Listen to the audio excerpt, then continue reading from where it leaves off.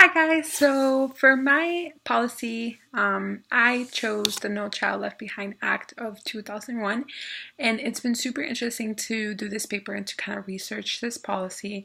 When I started researching it, it was interesting to learn kind of like the trajectory of the role of the federal government when it comes to the education system and how in the past the role of the federal government wasn't really defined and its responsibilities weren't really um, law.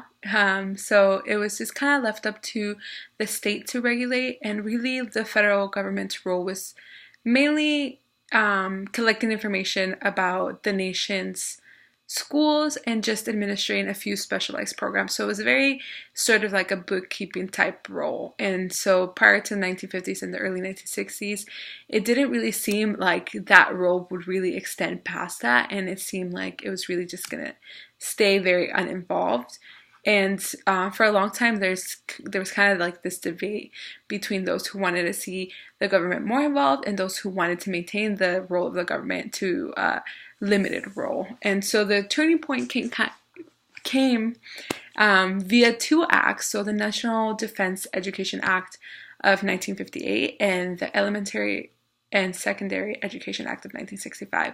So with the passing of those two acts, it really brought a momentum to this area and really opened the door of possibilities to change, transform, and expand the education system, and particularly in regards to the role of the government with the education system. So it was super interesting to learn about just like the history of education and school systems and all of that.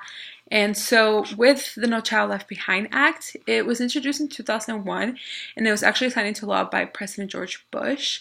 And it was a really big bill, 700 pages total, so I can't even imagine everything that included, but it really presented new requirements, expectations for schools, school districts, and states, and obviously the federal government. So it really changed the role of the federal government, and it placed it at the center of a high stakes accountability system.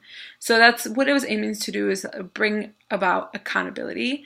And another thing it was trying to do is to address the inequality that was evident amongst not only amongst school districts, so how the students in one school district perform versus how they perform in another school district, but within the same school. Like students across the same school would have these really big gaps of performance and outcomes and achievement. So it was really trying to close the long-standing achievement gap between advantaged and disadvantaged students in the school system. So they proposed that through standardized tests, they could identify, threaten, and if necessary, sanction any schools or districts that did not fulfill a certain performance quota, if you would, a certain performance score. And so that's kind of the gist of it. And it really wanted to bring this change where access to education was not enough anymore. Really, giving all of these students access to education was good, but they wanted to make sure that this education that they were receiving was quality education. So not just access, but quality. So it was really interesting to also learn kind of